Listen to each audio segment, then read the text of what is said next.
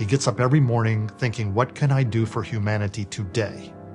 How can I do something that will be impactful to humanity of the future? That's what he's focused on. Welcome to Electrified. It's your host, Dylan Loomis. Real quick, yesterday I mistakenly referred to Ashley Vance as a she when in fact he is a he, so my apologies. My COVID brain isn't as sharp as usual, and if you missed yesterday's video, that's why I'm still not back to being on camera. Hopefully that'll change later this week. The European Union has cut its planned extra tariff on Tesla EVs imported from China by more than half. This new reduced rate is going to be 9%, which is lower than the 20.8% that we were expecting it to be back in July. These new tariffs are on top of the EU's standard 10% duty on car imports. Initially, when the tariff rate came back for Tesla at over 20%, Tesla requested a recalculation of its rate, and the commission just said it verified that Tesla received less subsidies from the Chinese government compared to China's EV makers, which Brussels has investigated. This is not official yet though, as interested parties have until August 30th to submit their comments. For comparison, BYD's new tariff rate is 17%, Geely is at 19.3%, and SAIC is up at 36.3%. And the other companies that have cooperated with the EU investigation will see tariffs of 21.3%. Then for those not cooperating, they'll see tariffs of 36.3%. Right now on Tesla's Chinese configurator, the cheapest Model 3 variant is $32,500, so the base 10% tariff would be $3,250, and then the additional 9% tariff would be $2,926. Thus, the new total tariff rate for the cheapest Model 3 from Shanghai to go into the EU is now going to be around $6,177. So yes, it's great that Tesla's tariff is not over 20% because that alone would have been $6,762 on the base Model 3. So while it could have been much worse for European customers wanting a Tesla from Shanghai, this is still going to be an additional $2,900 cost that these customers have to bear. And I said the customer will bear those higher prices because it's likely that's what actually happens. After the first round of EU tariffs took effect in July, Tesla did decide to hike the price of the Model 3 in Europe by about 4%. I think the most likely outcome is that Tesla may raise the prices of Giga Shanghai vehicles headed to the EU by a few percent, and then Tesla will bear the burden of the remainder by accepting lower margins. And it's worth noting that competitively speaking, given that most other automakers were hit with tariffs over 15%, that does actually increase Tesla's competitive positioning relative to those other Chinese EV makers sending cars to the EU. EU officials did say one reason Tesla got the lower rate was that Beijing appears to provide fewer subsidies to foreign-owned companies. The bulk of the benefits Tesla got were in the provision of batteries at below market value, and they got perks like land use rights, income tax reduction, and grants in different forms, including a national subsidy that all exporting producers received. The European Commission will publish a final regulation on the tariffs by October 30th. The duties would then remain in effect for 5 years and could be extended after a review. When it comes time for EU member states to vote on the final tariff numbers, there would have to be a blocking majority for these tariffs to actually be stopped. And despite some companies like Germany and Hungary being against these tariffs, it seems unlikely that they would get a majority vote against. On LinkedIn, logistics company NFI said over the past few weeks they've been piloting Tesla semis in their daily operations. Their team delivered goods on routes between 250 and 450 miles. Over 6,000 miles, the semi demonstrated an efficiency of 1.64 kilowatt hours per mile, with 60% of those miles covered at speeds of 50 miles per hour or greater. NFI has also been testing some Freightliner e-Cascadias and some Volvo VNRs. The numbers from NFI were even better than the numbers that PepsiCo was talking about, as they were citing an average efficiency of 1.7 kilowatt hours per mile with the Tesla Semi. Both figures materially better than the 2 kilowatt hours per mile that Tesla has been advertising on its website. Just some basic math, we know that the Tesla Semi has a 900 kilowatt hour battery pack, so if you divide that by 1.64 kilowatt hours per mile, that would give you roughly 548 miles on a single charge. If you haven't been following along, effectively all of the public feedback from all of these different companies testing the Tesla Semi have been incredibly positive. On Weibo, Grace Tao Lin said Tesla's Megapack factory is now sitting at a progress of about 45%, striving to run at that Tesla speed. Don't forget, this factory broke ground toward the end of May this year, so in under 3 months' time, the factory is already nearly 50% complete. This Megafactory is set to cost $204 million. And at 10,000 megapacks per year at full capacity, if they charge $1 million per megapack like they do in the States, although it may be a bit lower, we'll just use that number, that's $10 billion in annual revenue. And if you put a 20% gross margin on that, that's $2 billion in gross profit per year from this factory that only costs $204 million.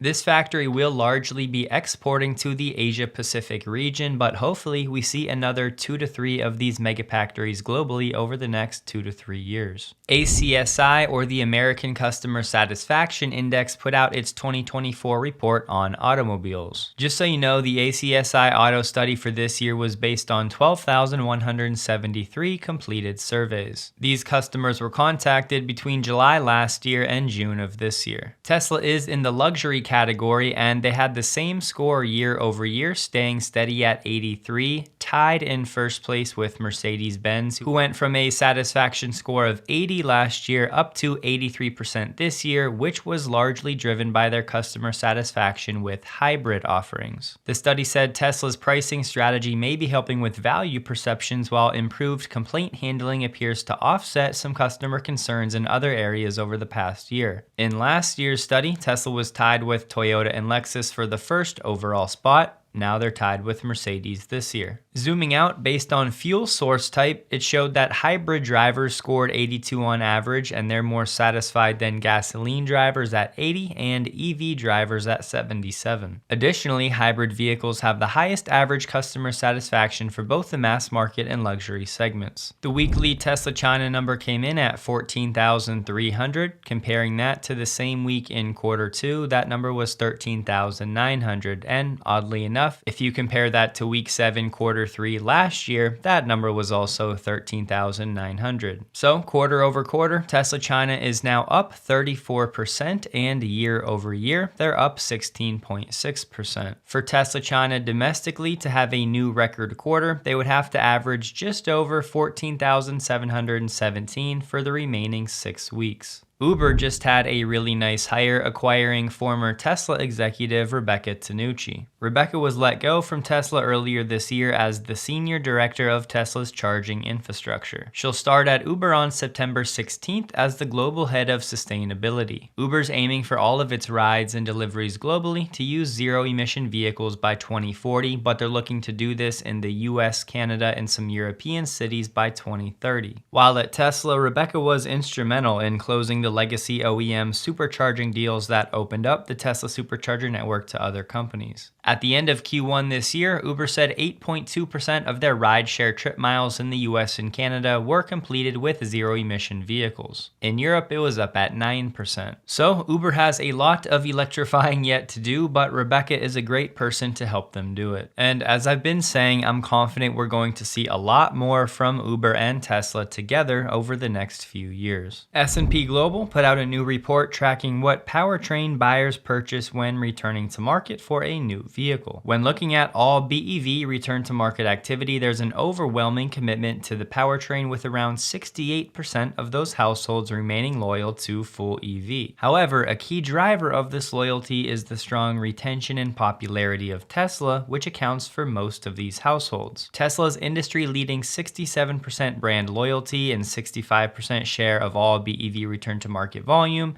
makes them the primary driver of any activity among BEV owners with the household's next purchase. However, without Tesla in the mix, return to market activity among the BEV households shows less of a commitment to the electric powertrain. Only 47%, so less than half of non-Tesla BEV households, choose another BEV vehicle for their next purchase, preferring instead to move to either a gas vehicle at 38% or a hybrid at 14%. Translation: less than half of non-Tesla EV owners buy another EV when returning to the market. This figure with Tesla owners is up near 70%. And if you look at just Tesla, the loyalty numbers are even higher. 76% are loyal to the fuel type, so full BEV, and 67% are loyal to the brand Tesla. Removing Tesla from the mix causes a drastic shift, with loyalty to full BEV dropping to 47% and brand loyalty falling to 42%. What the data shows is non-Tesla households who come from either a hybrid or a BEV are not very loyal and are more likely to defect away from both the powertrain and the brand with the next purchase. I don't think this will be that surprising, but relative to Tesla, legacy OEMs are struggling to maintain their EV customers when those customers return to the market. But in fairness, you always have to keep in mind how these numbers can be manipulated. You have to remember all of these legacy OEMs do now have more and more hybrids available, which gives these customers more options than just Tesla. They don't have a hybrid option. That definitely skews the non-Tesla numbers, but there is certainly some truth in that customers are not super satisfied with legacy OEM EVs. Tesla Energy posted on X, "Congrats to the Tesla Nevada team for hitting a new record of more than 500 Powerwalls in a single shift."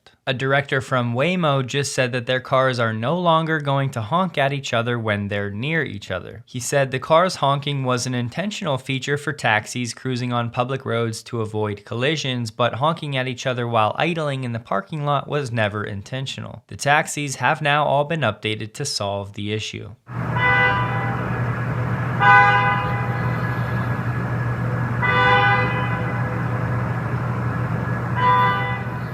The co-CEO of Waymo just said she's thrilled to share they've surpassed 100,000 paid trips per week. Thus, if you assume about 5 million paid rides per year, and let's just say on average they charge $15 per ride, that would be about $75 million in annual revenue for Waymo in terms of a run rate using this data for the next 12 months. And if you assume Waymo has a fleet of about 700 vehicles right now, that means each week each vehicle is doing about 143 trips. Divided by 7 would be roughly 20 trips per day per car. Joe Tetmeyer confirmed that at Giga Texas, they have transitioned to a new e-coating system for the Cybertruck, when previously they were using the same system for the GigaCast to e-coat these castings for the Model Y and the Cybertruck. And Joe said this was a significant change because previously this was actually a bottleneck for both Cybertruck and Model Y production. In early July, the new Cybertruck specific e-coating, which is the picture on the right, which is black, started operations, significantly improving production capacity at Giga Texas and simplifying the production lines. Now, my understanding is that this electro coating is essentially for extra corrosion protection. Shout out to Luca Greco on X for being in touch with TPI technology, or thixotropic piston injection. They have some upcoming products that'll enable gigacastings that are 30% lighter, stronger, and more cost effective. TPI has some technology using magnesium instead of the aluminum that Tesla currently uses for their gigacasts. So the Model Y with one of these magnesium gigacasts would theoretically be about 22 kilograms or 48.5 pounds lighter. So it's great that effectively the problem here has been solved for magnesium castings, but it's likely going to be a few years before we see this in production on a commercial scale outside of China. The supply chain needs to get built out and the technology needs to be adopted, but this seems to be where things are headed in the coming years. Starting tomorrow, Wednesday in Beijing, the 2024 World Robot Conference will begin. There will be a total of 27 different humanoid robot manufacturers showcasing their products, and one of those is indeed Tesla. Tesla will be showing off its Optimus, but also the Cybertruck and FSD, along with some other products and tech. I doubt we'll learn anything new about Optimus from this event, but just another opportunity for Tesla to begin earning its designation as a real-world leader in AI,